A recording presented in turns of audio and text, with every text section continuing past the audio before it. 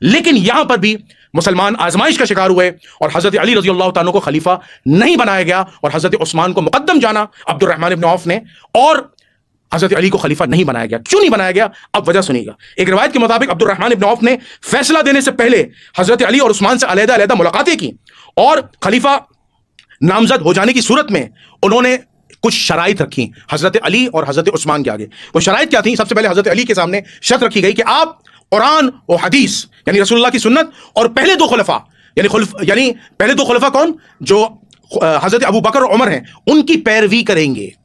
یعنی آپ شیخین علیہ السلام کی پیروی کریں گے، قرآن رسول اللہ کی سنت اور شیخین علیہ السلام کی پیروی کریں گے۔ تو حضرت عثمان رضی اللہ تعالیٰ نے اس مطالبے کو مان لیا، لیکن حضرت علی رضی اللہ تعالیٰ نے اختلاف کیا۔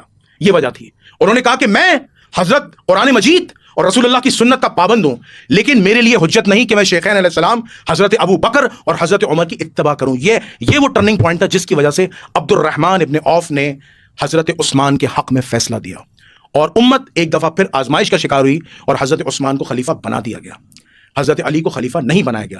اہل سنت والجماعت کے بعض علماء کرام اپنی وسیع تحقیق کے بعد پہنچے ہیں کہ حضرت عمر رضی اللہ تعالیٰ عنہ کے بعد حضرت علی کو خلیفہ ہونا چاہیے تھا۔ کیوں؟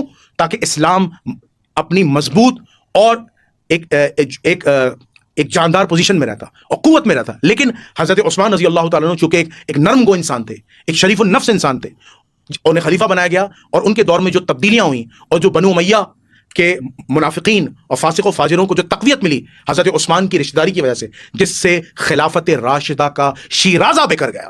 اس وجہ سے اہل سنت والجماعت کے علماء حق بیان نہیں کرتے کہ اسلام کا تیسرا خلیفہ اگر پہلا نہیں بنایا تھا چلو کوئی بات نہیں، دوسرا نہیں بنایا تھا کوئی بات نہیں، تیسرا تو خلیفہ بناتے۔